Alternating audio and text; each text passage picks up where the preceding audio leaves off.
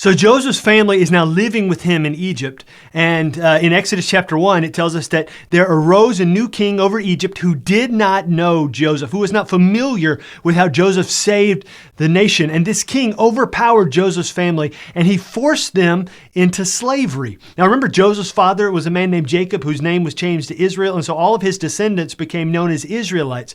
And the Israelites here in Egypt as slaves were becoming too numerous. So the king made a law that all the baby boys could be killed by any Egyptian. But even this law by Pharaoh, the most powerful man in the world, was not going to stop God's plan, was not going to deter God's redemptive plan for the world.